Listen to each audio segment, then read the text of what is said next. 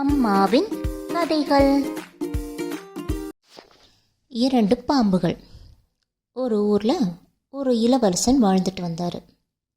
அவர் வயிற்றில் ஒரு பாம்பு இருந்துச்சு. அந்த பாம்பு இருந்தனால இளவரசன் எது சாப்பிட்டாலுமே அது பாம்பு தான் சாப்பிடும், தவிர இளவரசனுக்கு உடம்பே வரல. நாள் ஆக அவர் ரொம்ப உடம்பு மெலிஞ்சு காணப்பட்டார். அதனால் அவருக்கு அந்த நாட்டில் இருக்கவே பிடிக்கல. நாட்டிலேருந்து வெளியில் வந்து நம்ம வேறு நாட்டுக்கு போயிடலான்னு சொல்லிட்டு வெளியில் வந்துடுறாரு. வெளியில் வந்து ஒரு கோயிலில் ஒரு பிச்சைக்காரன் மாதிரி அவர் உட்காந்துருக்காரு. அந்த ஊர் ராஜாவுக்கு 2 மகள்கள் இருந்தாங்க. அவங்க செழிப்பாக சந்தோஷமாக வாழ்ந்துட்டு வந்தாங்க. அந்த ராஜாவுக்கு தற்பெருமை ரொம்ப முக்கியம். யாருனாலும் அவரை பெருமையாக பேசணுன்றது அவருக்கு ஆசை.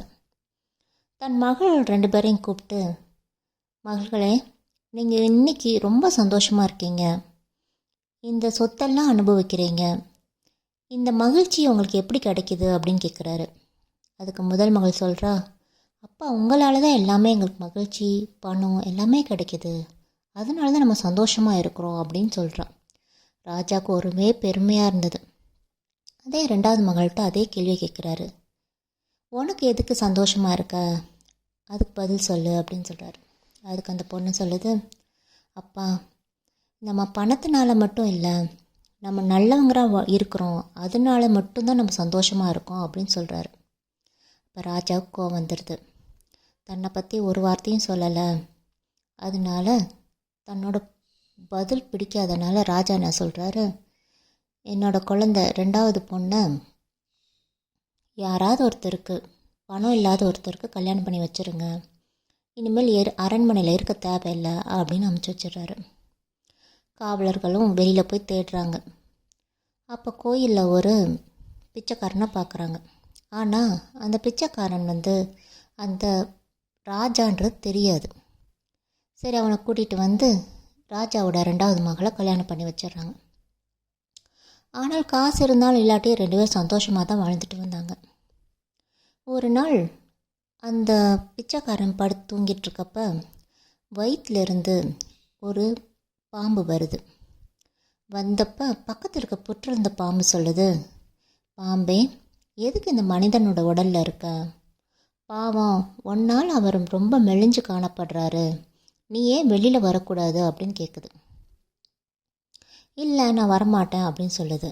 அப்போ அந்த பாம்பு சொல்லுது, உனக்கு ஜீரக தண்ணியும் கடுகெண்ணையும் கலந்து கொடுத்தா நீ ஏன் இறந்து போயிடுவ, இது தெரியாமல் நீ இருக்க அப்படின்னு சொல்லுது. அதுக்கு இந்த பாம்பு சொல்லுது, ஆமாம், உன்னையும் தான் சுடு தண்ணியை உன் புத்துக்குள்ளே ஊற்றுனா நீயும் இறந்துருவ, உள்ளே இருக்க தங்கத்தை யாராவது எடுத்துகிட்டு போயிடுவாங்க அப்படின்னு சொல்கிறான். இதை வந்து பக்கத்தில் இருந்து அந்த இளவரசி கேட்டுக்கிட்டே இருக்கா.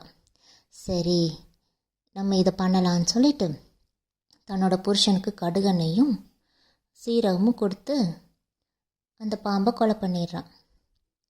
அப்புறம் அந்த புற்றுக்குள்ளே சுடு தண்ணியை ஊற்றினோன்னா அந்த பாம்பும் இறந்துடுது. உள்ளே இருக்க தங்கத்தையும் இவங்க எடுத்துக்கிறாங்க. எடுத்து 2 பேரும் சந்தோஷமாக வாழ்கிறாங்க. இதுதான் இந்த கதையோட முடிவு. இதில் என்னென்னா, 2 பேருமே ராஜா ராணி பரம்பரை தான். அவங்க எந்த பொருளுக்கும் ஆசைப்படாமல் நேர்மையாக இருந்தாங்க. அதனால் கடவுள் வந்து அவங்க என்ன அனுபவிக்கணுமோ, அவங்களுக்கு என்ன தேவையோ அப்படின்றத கடவுளே கொடுத்துட்டாரு. அதே மாதிரி நம்ம எந்த சூழ்நிலை இருந்தாலும் நம்ம உயரணும்னு நினச்சோன்னா கடவுள் நம்மளுக்கு கண்டிப்பாக உதவி பண்ணுவார். நம்ம எந்த நிலையில் இருக்கோமோ அந்த நிலையிலேருந்து எப்பயுமே மாறக்கூடாது. அதுதான் இந்த கதையோட முடிவு.